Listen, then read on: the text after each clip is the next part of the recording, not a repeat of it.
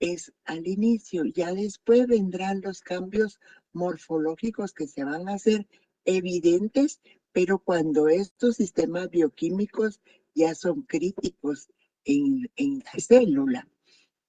Ahora, ¿cuáles son esos mecanismos bioquímicos generales? Y nosotros vemos aquí el agotamiento del ATP. Y vemos que el agotamiento, el ATP, ya habíamos mencionado la vez pasada, que era necesario en la célula para muchos procesos que son sintéticos y degradativos. Entre ellos tenemos el transporte de membrana, ¿verdad? Síntesis de proteínas. Se produce por dos vías. Una con uso de oxígeno, que es la principal y es la en que se genera mayor cantidad de ATP, y la otra es cuando no hay oxígeno. Entonces, aquí se va a producir menor. Perdón que se me había olvidado empezar la grabación. Deme un segundo.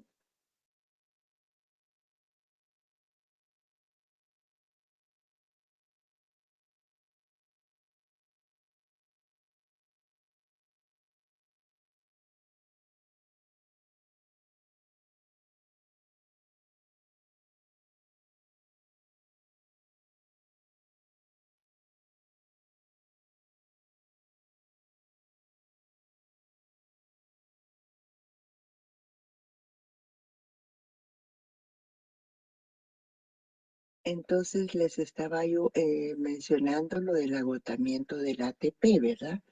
Entonces, el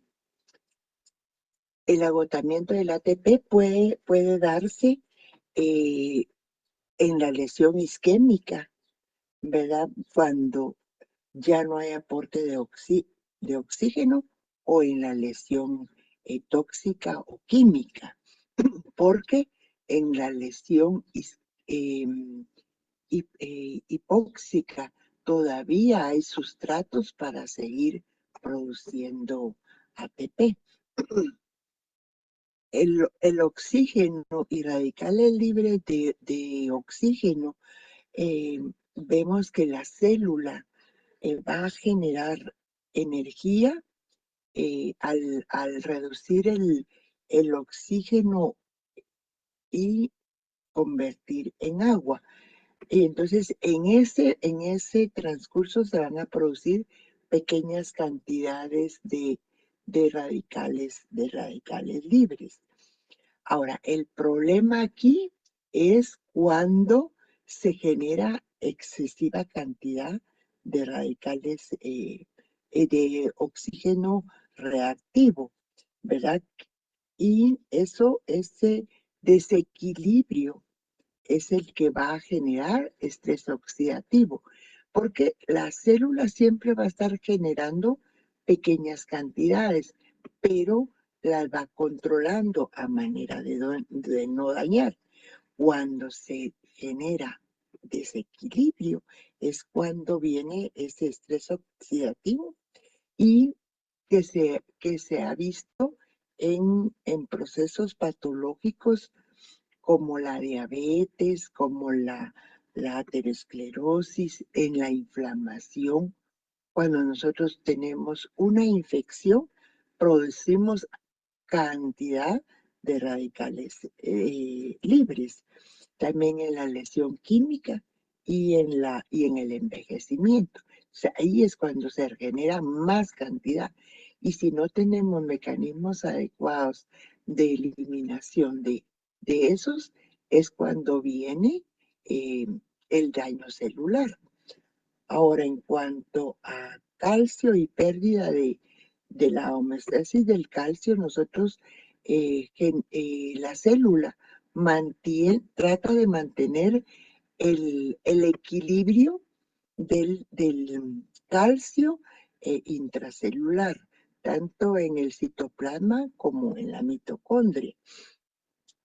Pero esto es regulado por enzimas dependientes de calcio. Y en la isquemia y en algunas toxinas se puede ver aumentado ese calcio intracelular. Entonces se pueden activar enzimas dependientes de calcio, como son fosfolipasas, las ATPasas, endonucleasas, y cada una de ellas va a crear un daño en la célula, ¿verdad? Entonces, si habláramos de las ATPasas, ¿qué estarían produciendo? ¿Alguien me puede decir? El agotamiento del ATP. Exactamente. ¿Y si fueran las proteasas? Estas afectan a las proteínas de la membrana y al De la- citoesqueleto. Exactamente, ¿verdad? Entonces vamos viendo cómo va a afectar eso a la célula. Entonces, cuando hablamos de defectos de la permeabilidad de la membrana, nosotros podemos asociarlo tanto a los radicales, al calcio o al agotamiento del ATP, ¿verdad? Pero también la membrana celular puede ser dañada de manera directa. ¿En qué casos?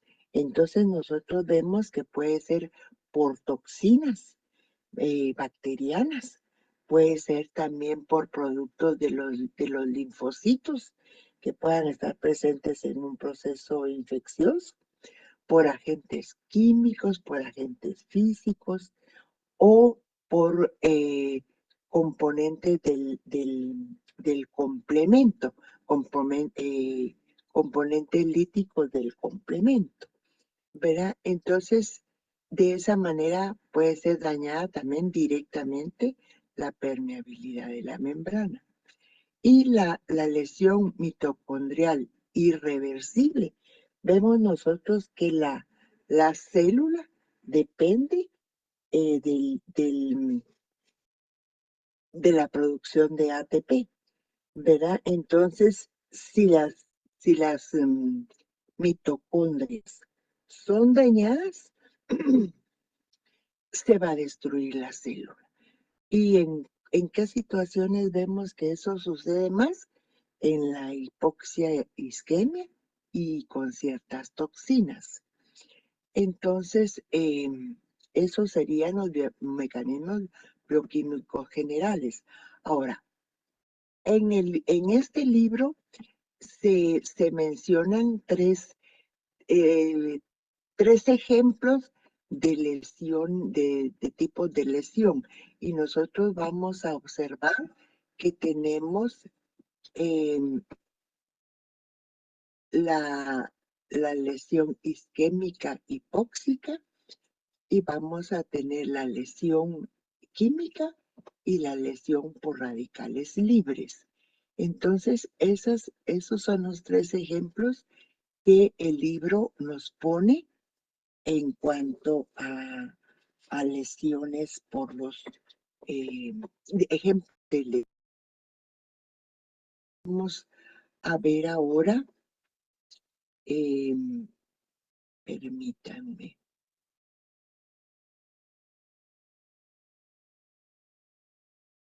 Entonces ahora nosotros vamos a ver esos tipos de lesión.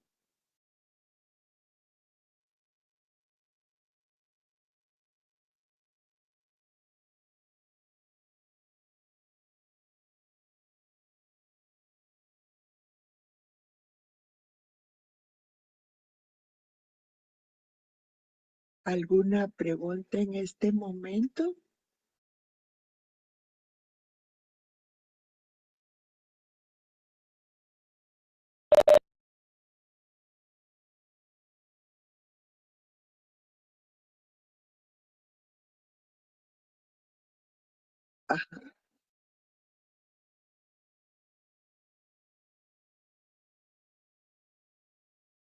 Algo es importante eso que usted me menciona. Fíjese que Depende de qué es lo que se está iniciando. Entonces, pero en sí van interrelacionados. Entonces puede hacer que empieza con, con el agotamiento del ATP, ¿verdad? O podría ser que se está dañando Bueno, diríamos que en sí están interrelacionados. No podemos decir dónde empieza uno, dónde empieza el otro, ¿verdad? Porque van interrelacionados. Perdón, pero no logro encontrar, déjenme ver,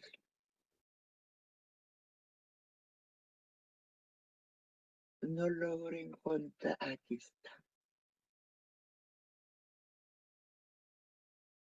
Incluso separamos lo que es lesión, inflamación y reparación, pero son tres procesos que se van a ir dando conjuntamente. Entonces es muy difícil decir aquí empieza uno y aquí termina el otro,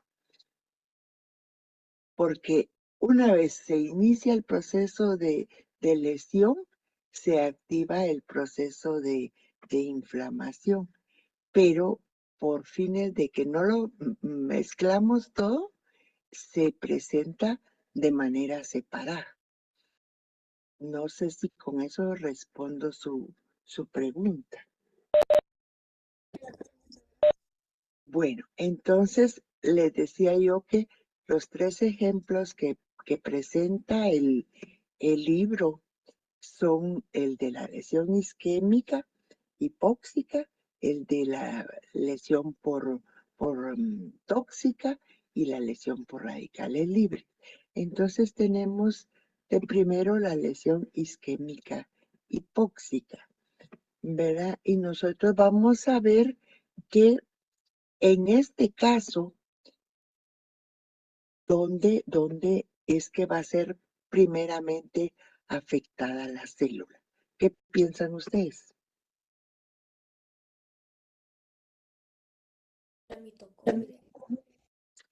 Eh, la mitocondria, pero ¿qué es lo que va a ser afectado de todo el proceso?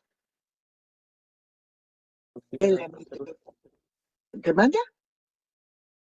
El oxígeno en la salud. No escuché bien. Perdón, ¿me escucha? No. Mire, ¿Peor? pues. Mi compañero quiere decir el oxígeno. Ah, ya, es que no le había escuchado bien, perdón.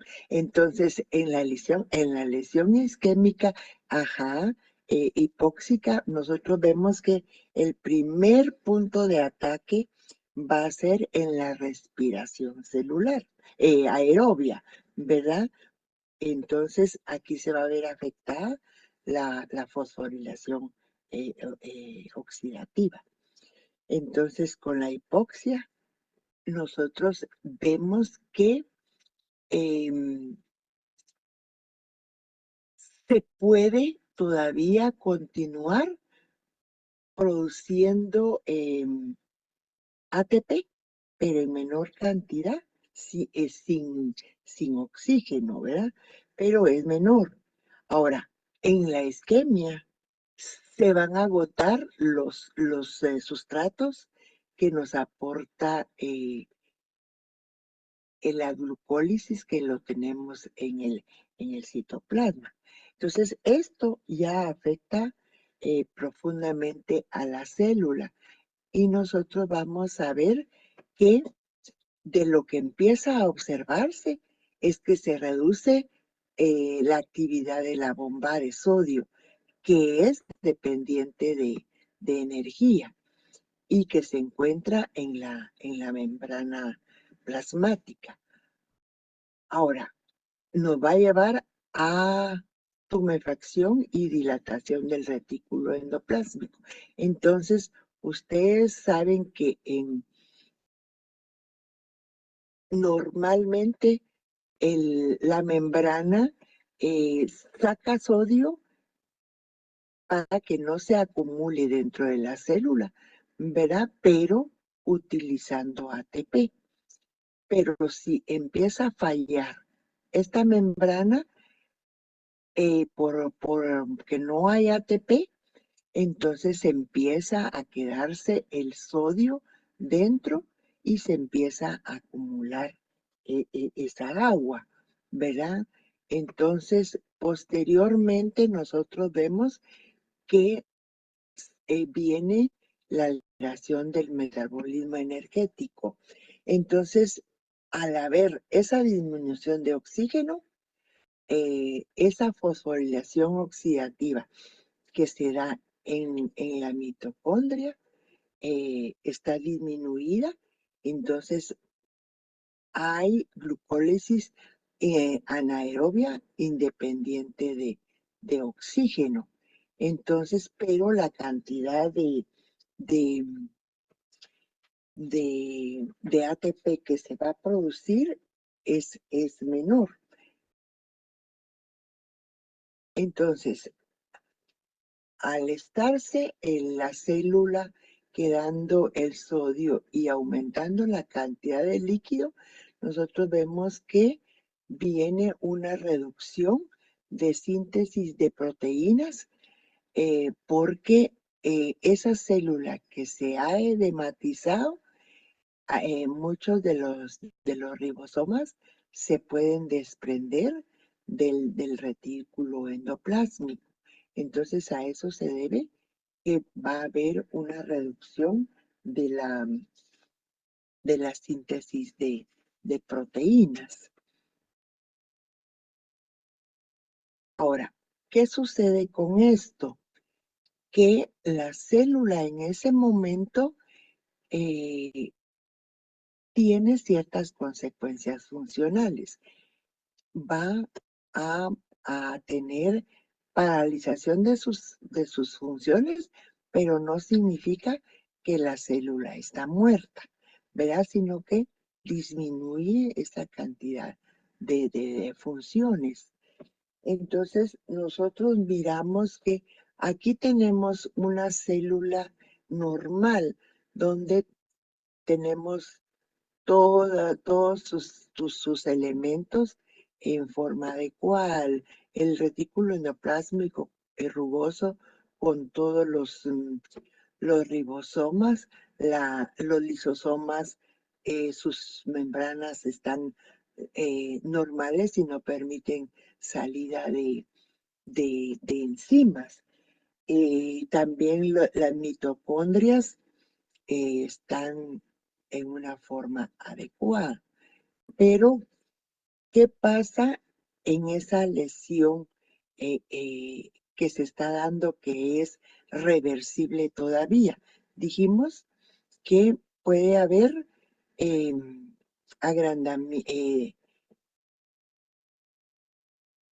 va a haber la célula al irse edematizando, ahí el citoesqueleto empieza como a desprenderse de la membrana, se van a formar vesículas, vamos a tener figuras de mielina en aquí lo vamos a ver. Entonces van a ver formación de vesículas, vamos a ver que se desprenden ribosomas del retículo endoplásmico, ¿verdad? Y vamos a tener hinchazón de los lisosomas y de las mitocondrias. Ahora, esto no es tan severo en la lesión reversible. Pero nosotros vemos que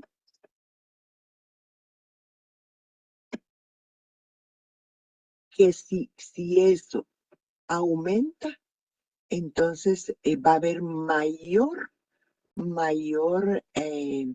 hinchazón de las mitocondrias, vamos a tener alteraciones en el núcleo. Los lisosomas edematizados pueden dar fuga de enzimas. Entonces, nosotros vamos a ver que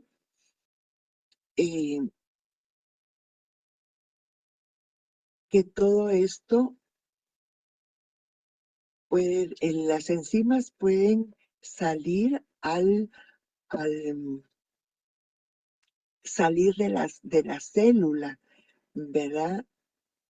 Entonces, ya en la lesión irreversible, nosotros vemos que hay más flujo masivo de calcio que sale de la mitocondria.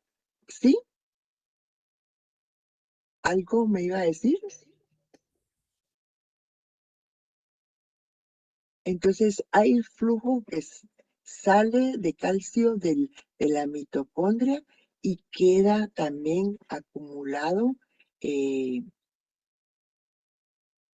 Nosotros vamos a ver que hay pérdida de proteínas y de coenzimas y va a haber salida de hidrolasas hacia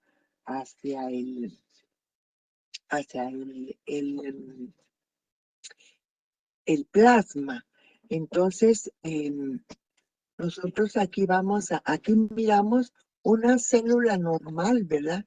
Con todos sus organelos, una lesión reversible donde lo que les mencionaba, ¿verdad? Que pueden haber formación de vesículas, puede haber formación de figuras de mielina, pero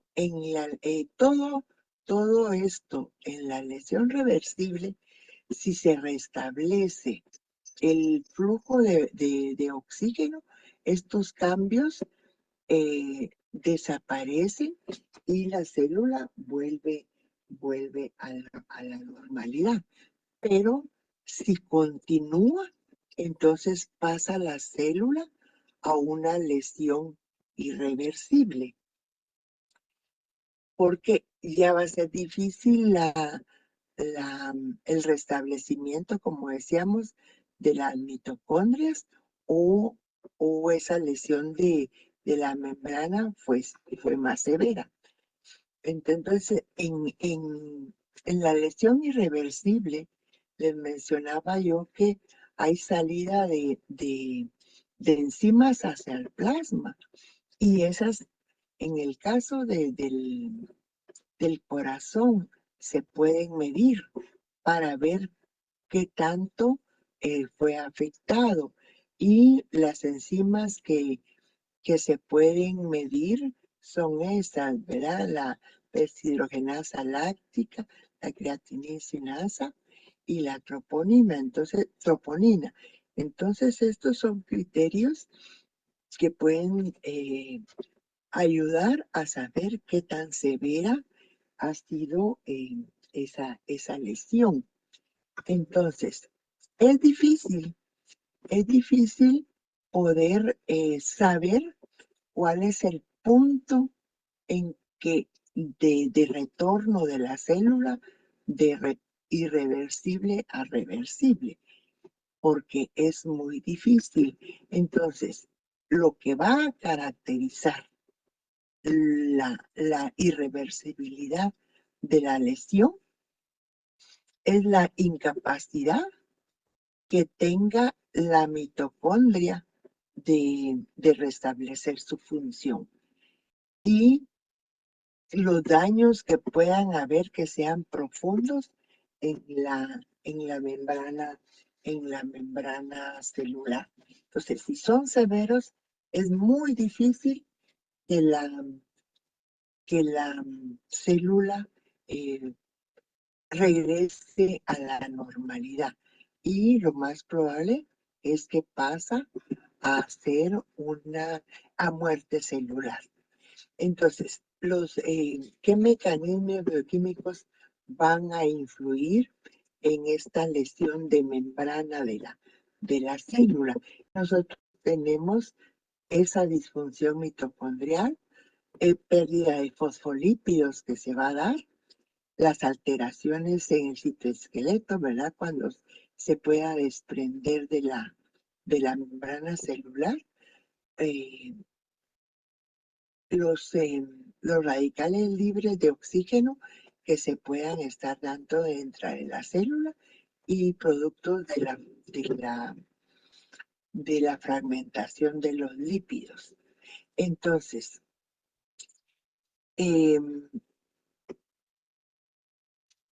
hasta aquí,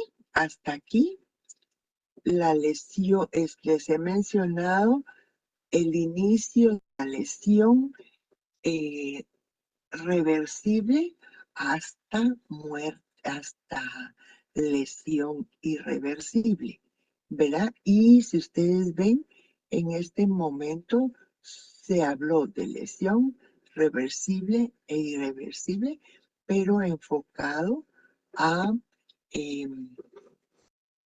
la deficiencia de oxígeno. ¿Verdad que es el ejemplo más característico que siempre presentan en cuanto a lesión reversible o irreversible? Entonces, nosotros tenemos también esta lesión que es la lesión por isquemia reperfusión, que también es debido a deficiencia de oxígeno. Entonces, si se restablece el flujo de sanguíneo en una lesión isquémica, la célula podría recuperarse y regresar a una lesión, si es momentáneo, ¿verdad? Regresar a hacer una lesión reversible. Puede ser que ese restablecimiento no influya cuando la célula ya presenta una lesión irreversible.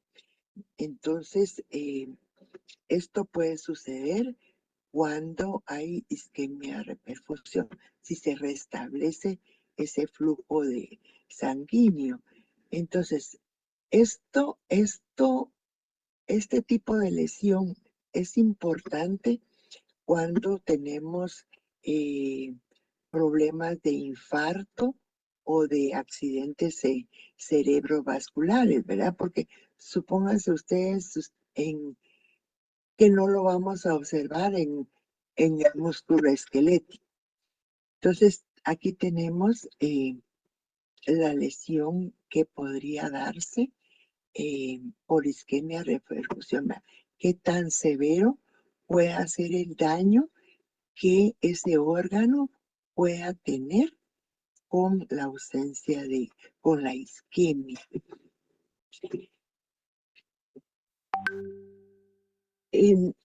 Luego tenemos nosotros la lesión química, ¿verdad? Que esta lesión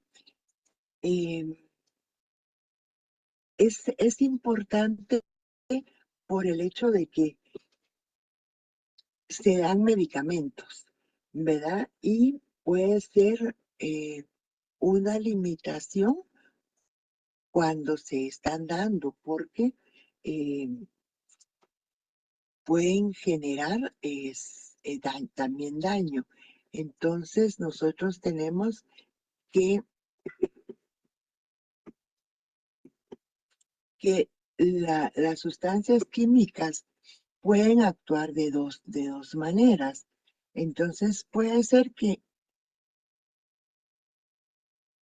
actúan directamente, ¿verdad?, sobre la célula, ya sea que se combinen con algún componente molecular crítico o con un organelo.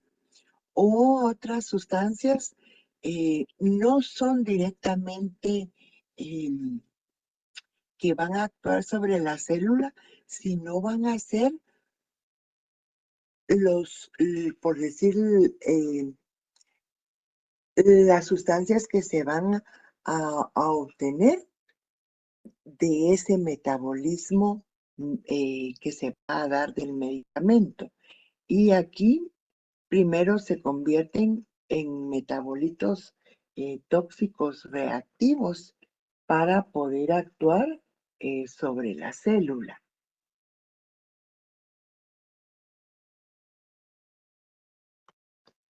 Entonces, y aquí principalmente nosotros vemos en esta parte que son esos metabolitos los que pueden llegar a dañar la célula. ¿Verdad? Entonces, el dar medicamentos indiscriminadamente o en cantidades inadecuadas se puede, aunque la finalidad es curar una enfermedad, también se puede provocar daño a la célula. Y la tercera forma de ejemplo que se presenta como lesión es la mediada por radicales libres. Entonces, en este caso, primero, los radicales libres, ustedes sí saben que son radicales libres, ¿verdad?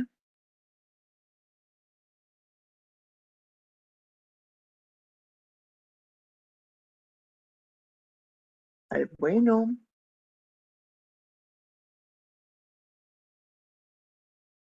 jóvenes, están, Realmente no, doctora. ¿qué manda? No, no sé. Es Stephanie Pérez, ¿verdad? ¿Alguien más puede aportar algo? Miren, ¿no? Electrones que van a estar más apartados del núcleo. ¿En dónde estarían esos electrones?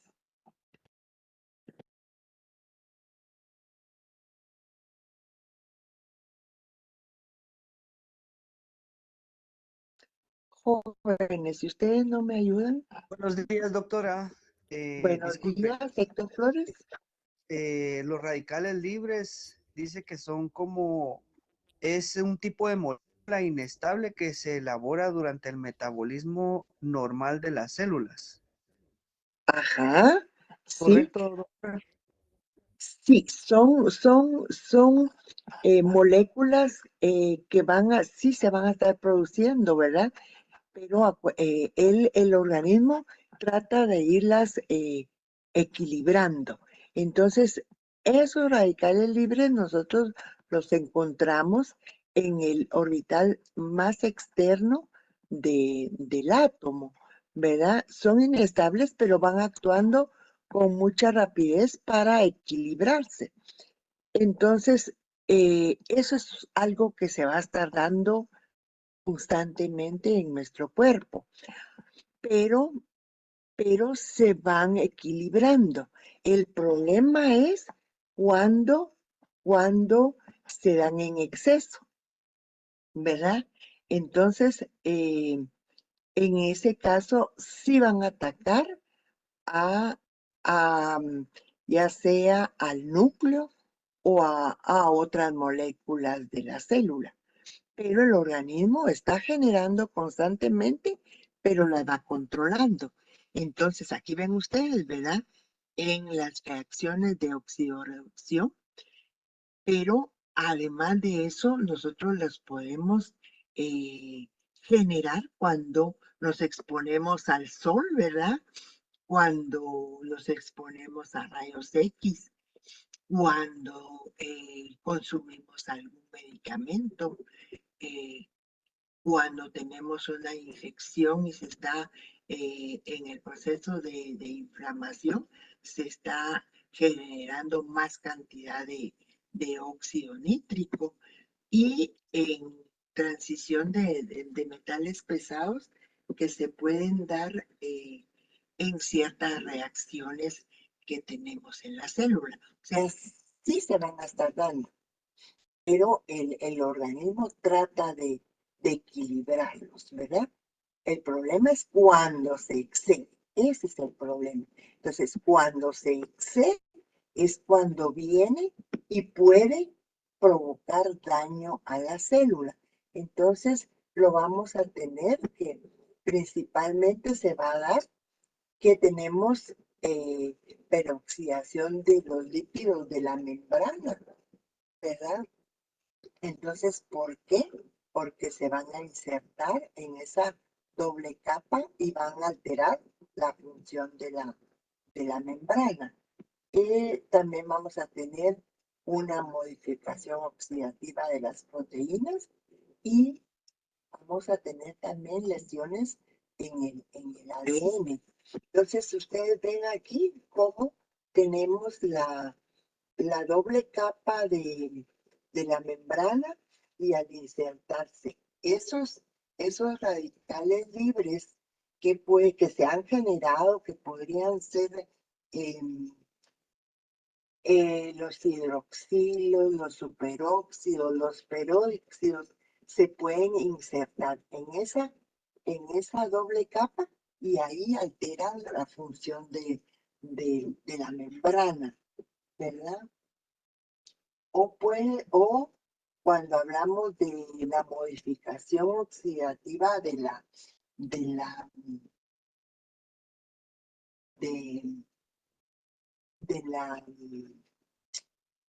las proteínas. Entonces aquí nosotros vemos que puede haber ruptura, puede haber esa desnaturalización. Ahora, ¿por qué es importante? Doctora, Sí, disculpe, ¿podría regresar a la diapositiva 25? 25, vamos. ¿Sí? Diga. Gracias. Gracias. No, es que no la logré copiar. Gracias. Entonces nosotros seguimos aquí viendo que teníamos, ¿verdad?, la peroxidación, la modificación oxidativa de las proteínas y tenemos, entonces les decía yo cómo se van a insertar en esa doble capa de la membrana y alterar. Ahora, ¿cuáles les mencioné que podrían ser estos radicales libres? Que los acabo de mencionar. Doctora, no sé si estoy mal, absorción de energía radiante, metabolismo enzimático, las reacciones de reducción y oxidación, los metales de transición como el hierro y el cobre. Esas son las formas en que dan inicio a la formación de radicales libres. Pero les decía yo, ¿cuáles son esos radicales libres que se pueden insertar en la doble capa de la membrana celular? Principalmente, ¿cuáles son? Les decía yo que eran los radicales hidroxilo, los superóxidos, los peróxidos, ¿verdad? Que son los que se pueden insertar en esa doble capa y alterar la función de la célula. Y en cuanto a la modificación oxidativa de las proteínas, aquí al alterarse, las células, ¿qué es lo que va a pasar con esa peroxidación de las proteínas? Vamos a encontrar que va a haber un metabolismo más acelerado de esos componentes, o hay pérdida de actividad enzimática, porque esas proteínas ya no están normales. Ahora, si hablamos de el daño que pueda tener el ADN, nosotros vemos cómo el ADN son dos hebras, ¿verdad? que van unidas. Al insertarse los radicales libres, nosotros vamos a ver que se puede romper esos enlaces y pueden crearse una sola cadena, ¿verdad? O estar insertados ahí los radicales libres. Ahora, ¿qué importancia puede tener esto? El hecho de que al estar ese ADN alterado, la célula puede acelerarse el proceso de envejecimiento o puede tener una transformación maligna. Ahora, como les decía, los radicales libres se pueden estar tratando de evitar, ¿verdad? Para evitar que llegue a envejecimiento o transformación maligna. Entonces, células que son afectadas pueden pasar a un proceso de apoptosis para que se destruyan y no tengan una transformación maligna. Entonces, nosotros en la lesión reversible vamos a reconocer que hay dos patrones morfológicos y ya los habíamos mencionado, ¿verdad? Que era que la célula, la célula y luego el órgano, al estar afectados, puede tener hinchazón, la célula por desbalance hídrico, y el otro cambio que se puede observar es un cambio graso. Ahora, estos cambios morfológicos solo se aprecian con el microscopio óptico, ¿verdad? Entonces, y ahí es donde se ha observado este tipo de afección. Ahora, cuando se habla de cambios ultraestructurales, estos solo los observan a través del microscopio electrónico. Con el microscopio óptico no se pueden observar. Entonces, los cambios que se ven en la célula son esas alteraciones en la membrana plasmática, esos cambios que les mencionaba yo de que teníamos acumulación de calcio, el dilatamiento del redículo endoplásmico, ¿verdad? Y el desprendimiento de los ribosomas y las alteraciones nucleares. Ya la cromatina se está viendo alterada. Entonces ven aquí, ¿verdad? Que tenemos mayor cantidad. Esto es en la lesión reversible, pero en la lesión irreversible el cambio es mayor. Entonces, eso se observa únicamente con el microscopio electrónico. Bueno, entonces todo esto que les mencionaba es de lesión reversible a lesión irreversible de corrido, ¿verdad? En una célula. Pero en ese transcurso pueden darse respuestas celulares a la lesión de diferentes formas.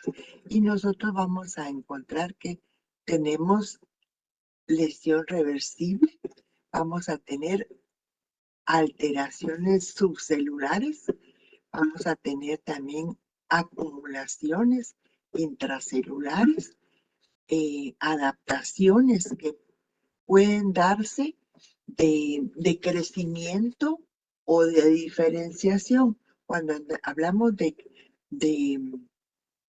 estas, las vamos a ver más adelante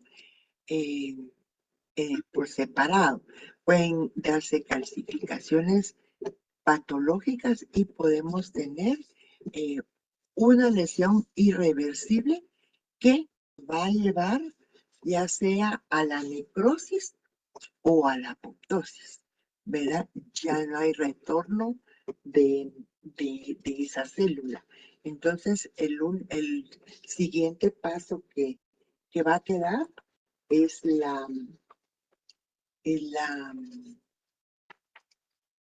la necrosis o la apoptosis.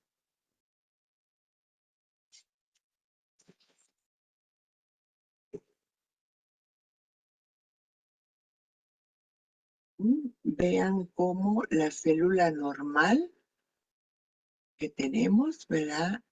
La lesión reversible, que si se quita el estímulo, la célula se puede recuperar.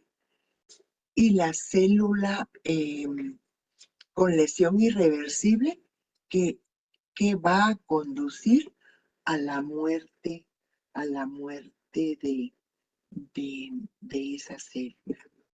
Entonces, esas alteraciones subcelulares que se pueden dar en la célula, que pueden estar tanto en la lesión aguda como en formas crónicas que se pueden ir dando en la célula, en que el estímulo no fue tan severo y que la célula alteró su homeostasis para mantenerse viva, ¿verdad? Y se convierten en formas de lesión crónica.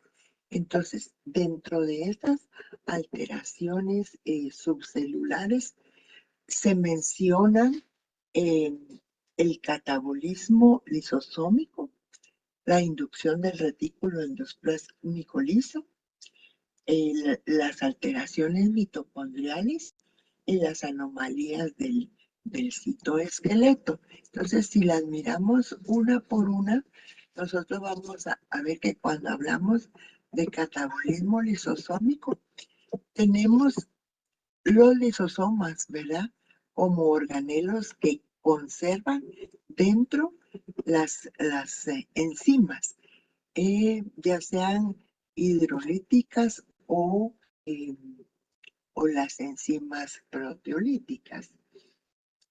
Entonces, esos son los lisosomas primarios, pero luego van a formarse lisosomas secundarios cuando empiezan a intervenir con las sustancias que se van a metabolizar. Entonces, vemos nosotros que los lisosomas pueden participar en la fragmentación de material fagocitado de dos formas, mediante la heterofagia y mediante la autofagia. Entonces, los lisosomas primarios son los que van a unirse a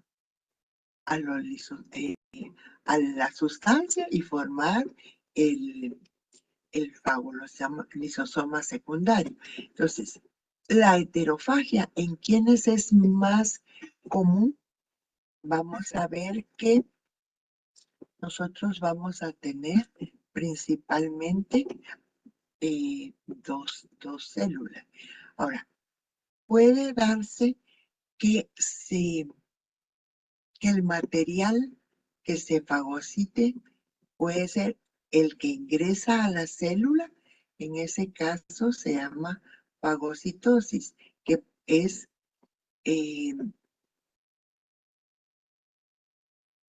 material grande, mientras que la pinocitosis va a ser de macromoléculas solubles, que se llama pinocitosis. Entonces, aquí tenemos la fagocitosis, ¿verdad?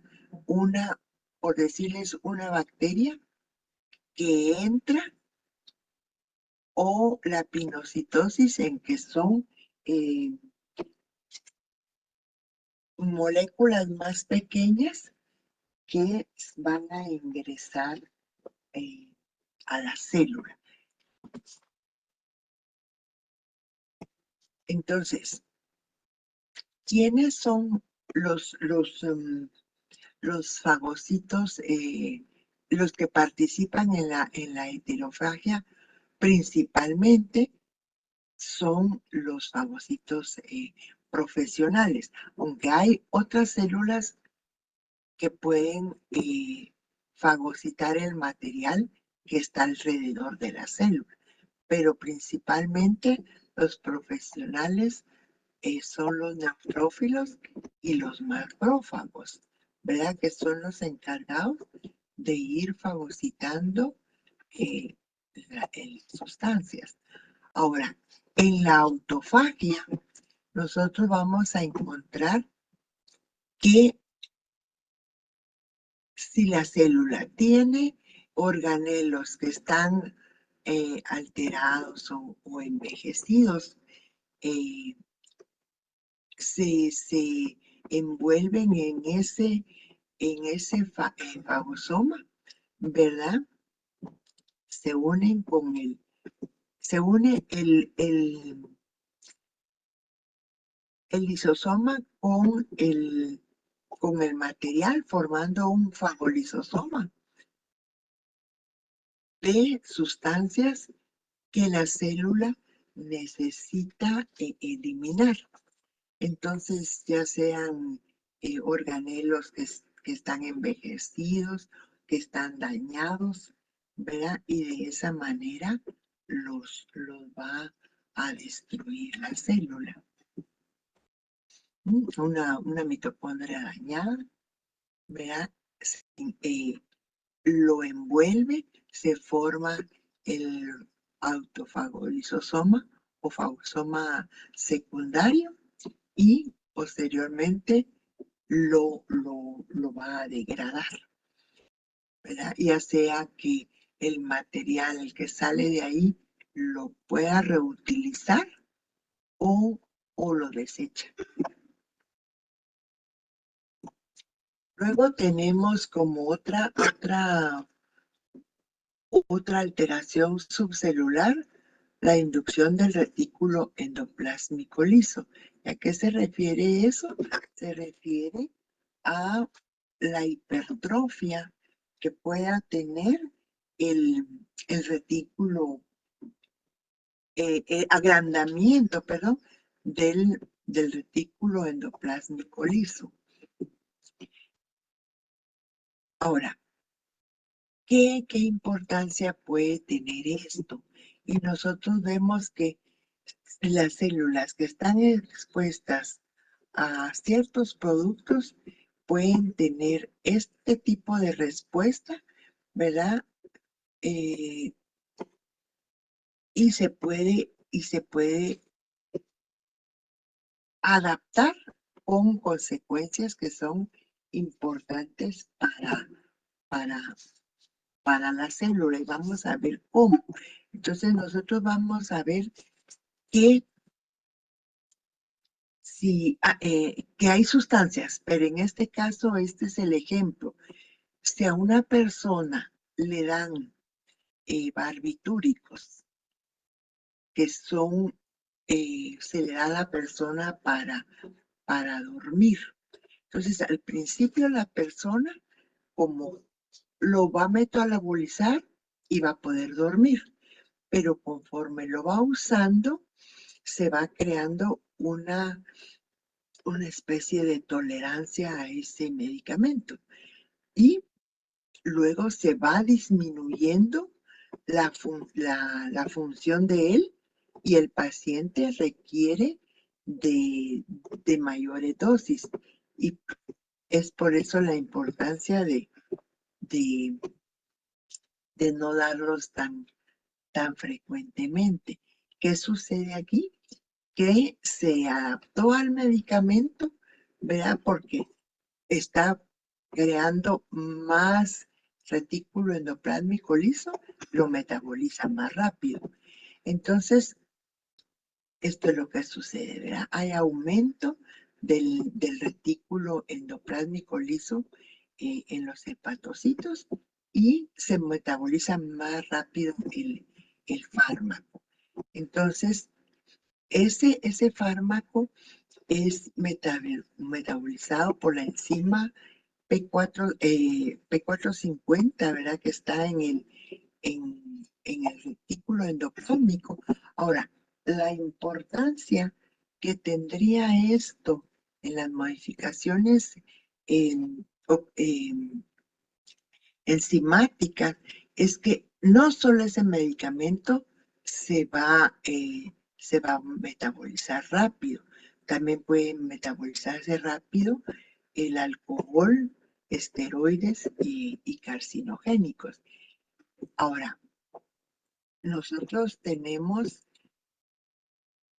lo importante es que las células que se han adaptado a un fármaco tienen mayor facilidad de metabolizar otros. Entonces, con esto se eliminan más rápido del organismo, pero a la vez también se están produciendo con esa solubilidad, se pueden provocar daño a ciertos órganos. Entonces, hay que tener cuidado con aquellos medicamentos que puedan provocar hipertrofia del retículo endoplásmico liso. Entonces, la otra alteración que nosotros podemos tener es la que se puede dar en las mitocondrias. Entonces, nosotros vemos que en las mitocondrias podemos tener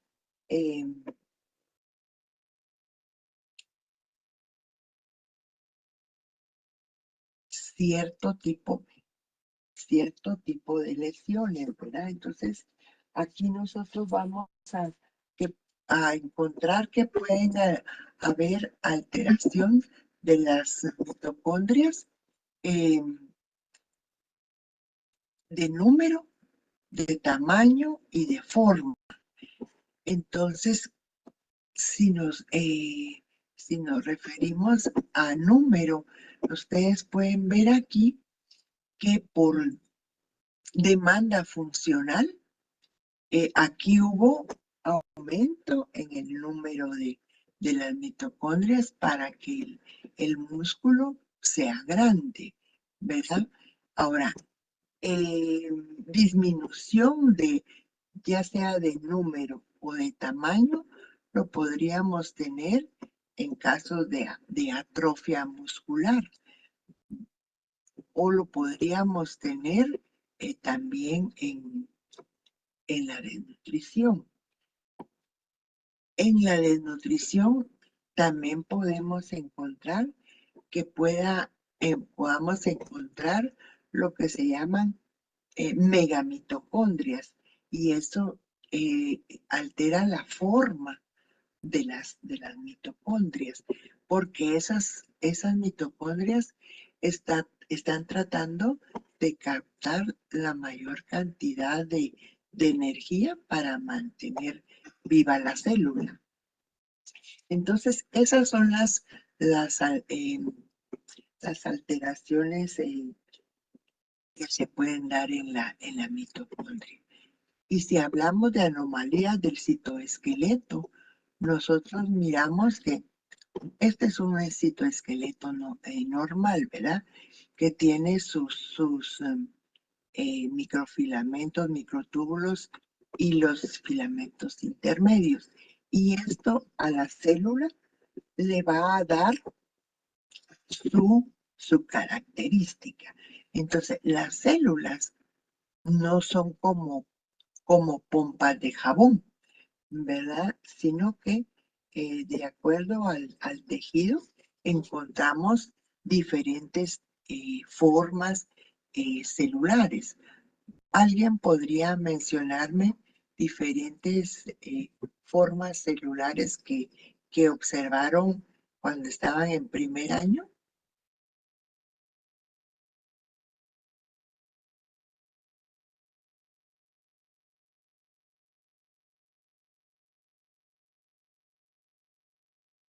¿Están o no están? Terraplanada, globulosas. No, lobulosas no existen.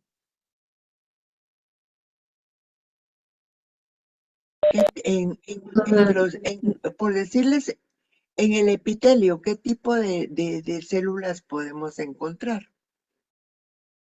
Cilíndricas, Ajá, ubicadas, ajá. estafiladas, ¿Y en el tejido circulares. conectivo?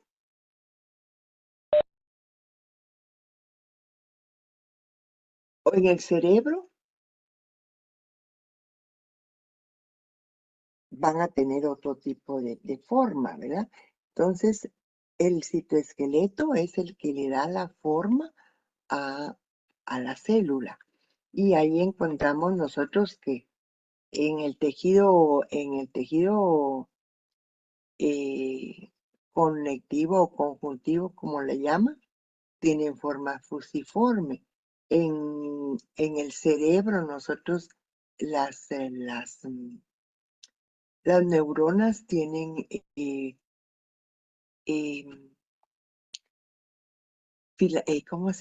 a ver cómo se llaman las extensiones que tiene la célula, ¿verdad? Las dendritas. Entonces, cada célula va a conservar su forma con el citoesqueleto. Cuando hay anomalías del citoesqueleto, vamos a ver, quiero en este momento que todos me abran su cámara.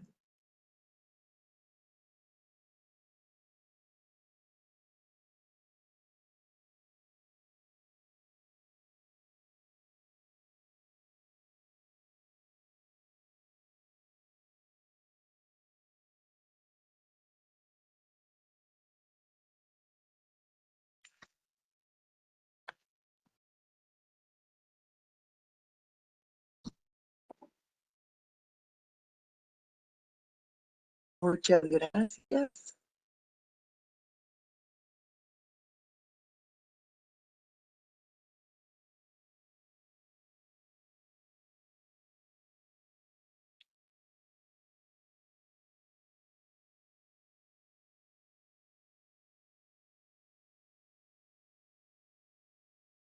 Pueden apagar su cámara en este momento.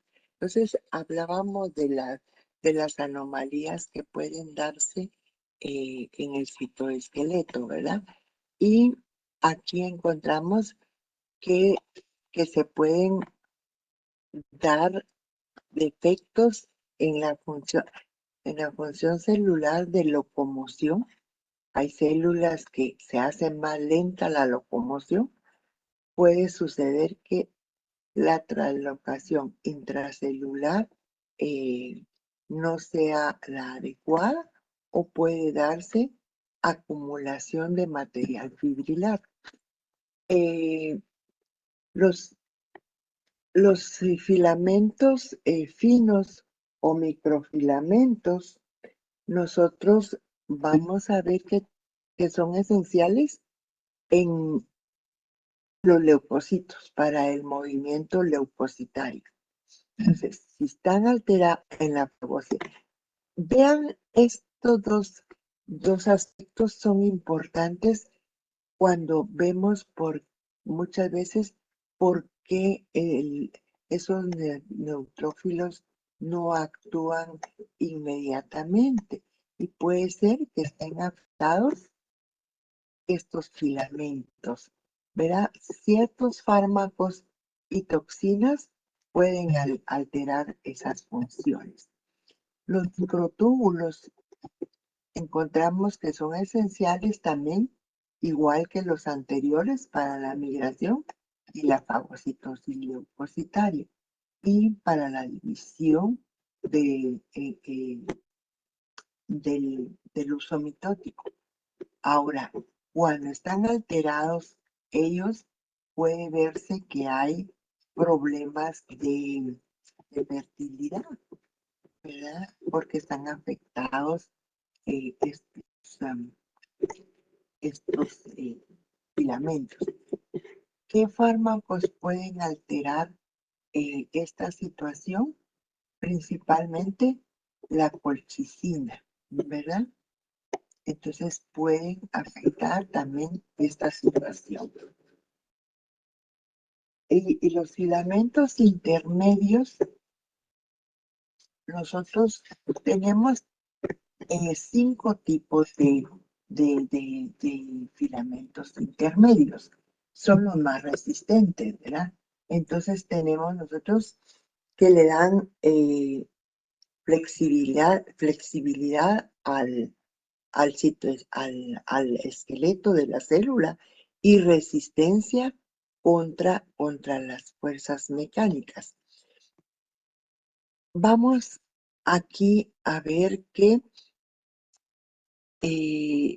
cada tipo tiene ciertas proteínas específicas. Miren, no somos médicos, solo estamos dando generalidades para que ustedes posteriormente lo tomen en cuenta. En nuestro caso nos llama la atención que en las células, les decía yo que hay 5 tipos de filamentos intermedios, pero pongámosle atención a estos que se dan en las células epiteliales, que son los filamentos intermedios de queratina. ¿Qué pasa con cuando esos filamentos están alterados? Y nosotros vemos que el paciente podría presentar lesiones en su boca, ¿verdad? Pueden presentar lesiones en la piel. Fácilmente al menor roce se forman vesículas y pueden provocar lesiones severas en el paciente. Entonces, esta condición es la que se llama epidermolisis bulosa, ¿verdad? Entonces, puede verse afectado también la boca. Bueno, creo que ya están cansados, ¿verdad? Entonces, vamos en este momento a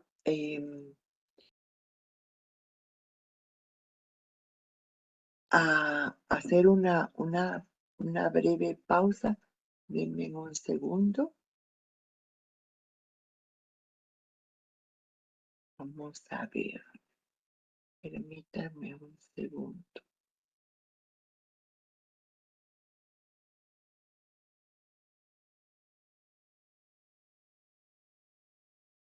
¿Alguien podría mencionarme si de todo esto que estamos mencionando, alguien ha tenido algún problema? ¿O puede mencionar alguna lesión que haya tenido?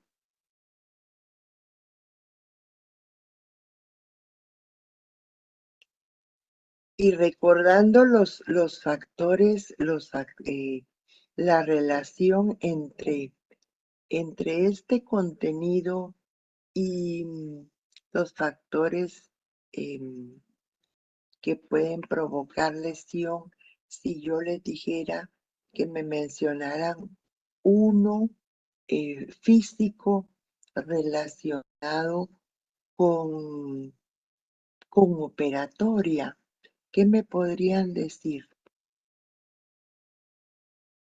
Piensen ustedes, ¿qué me podrían decir?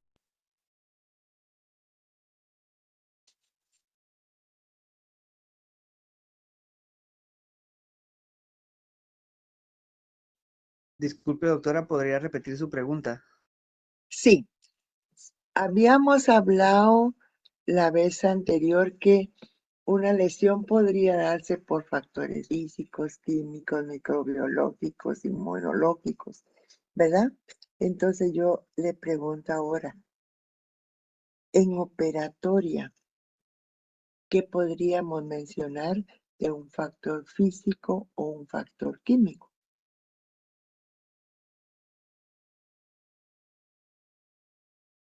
Porque ahí es donde vemos que es necesario conocer esto.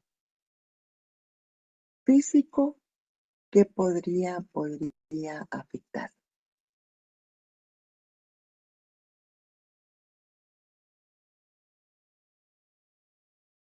¿Cambios en la presión? Pero ¿cómo afectaría? No. Más relacionado directamente a un diente. En operatoria dental. Doctora, disculpe, ¿podría ser algo físico? ¿Podría ser una mala posición de alguna o de algunas piezas dentales y que eso No, provoca? Ok. no, porque físico estaríamos... pero perdón, siga, vamos a ver. Continúe. Que la mala posición de alguna pieza dental o de algunas piezas dentales provoque que se lacere o que se lastime el labio o que pueda también dificultar el proceso de la trituración de los alimentos y por ende no poder absorber los nutrientes para lo que es ese fin. Eh, Podría ser en relación al trauma que esa pieza en mala posición le provoque al tejido blando. Pero yo me refería, por decirle, en operatoria.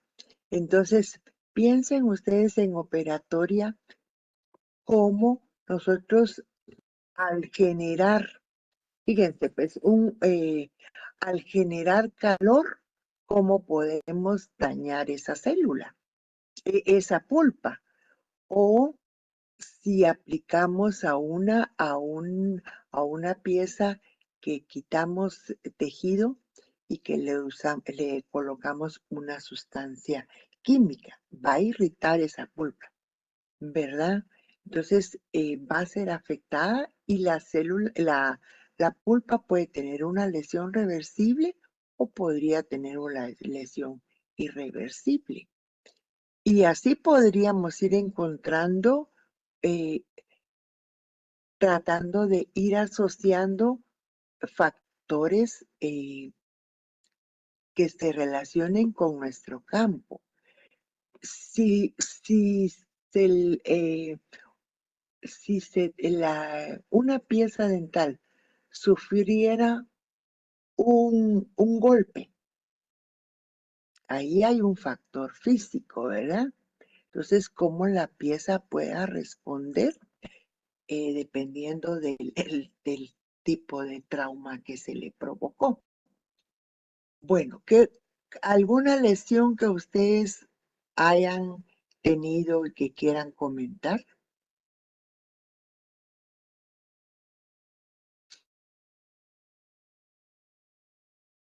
¿Alguna quemadura? ¿Algún medicamento? No sé yo que puedan querer comentar, ¿no? Bueno, entonces, por el tiempo, no se me vayan a salir en este momento, nos vamos a quedar con que terminamos las alteraciones subcelulares. Y en la próxima clase empezaremos a ver acumulaciones que se pueden dar de sustancias dentro de la célula. Por favor, en este momento les pido que registren su asistencia en la plataforma.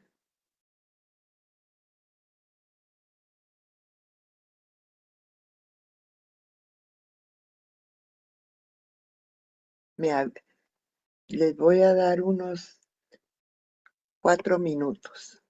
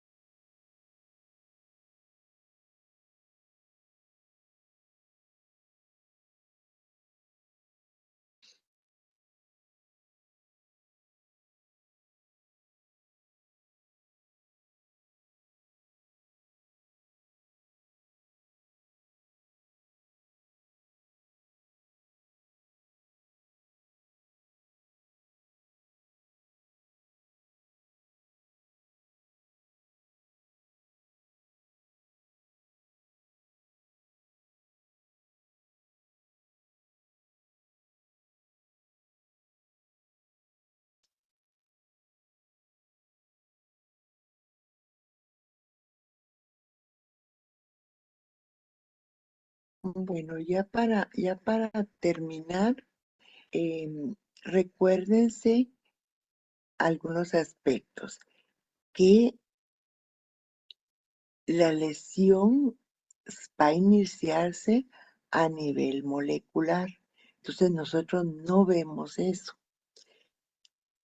Posteriormente, como se va desarrollando la lesión, ya se hace manifiesto lo que está sucediendo. Entonces, a eso se debe que todo esto está enfocado a cosas que no vemos, que solo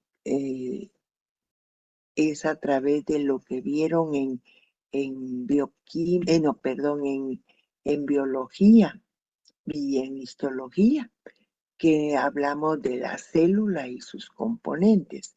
Y aquí vamos viendo la alteración que se va dando en esas células, ¿verdad? Les doy algunos ejemplos de ciertas lesiones enfocadas a la boca. Este tema es de patología general, pero lo tenemos que adaptar a odontología, porque lesiones también se dan en la boca y lesiones que nosotros también podemos provocar, ¿verdad? Entonces, supónganse ustedes que si hacen una cavidad, ahorita en este momento ustedes no han hecho nada de eso, pero hacen una cavidad en una pieza sin aplicar agua, ustedes van a provocar una lesión térmica en esa pulpa. ¿Cómo va a reaccionar esa pulpa? Les decía yo, puede ser con una lesión reversible o incluso llegar a la muerte de todo ese tejido pulpar. Entonces, sí tiene aplicación este contenido. Nuevamente le digo, si tienen alguna duda, ustedes se pueden comunicar conmigo, ¿verdad? Entonces, no sé si tienen mi teléfono.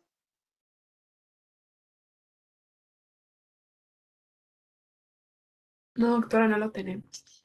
Bueno, entonces su compañero, sus compañeros que son los encargados de sección, se los pueden facilitar y cualquier duda pueden comunicarse conmigo. Si ya registraron todo su asistencia y no tuvieron problema,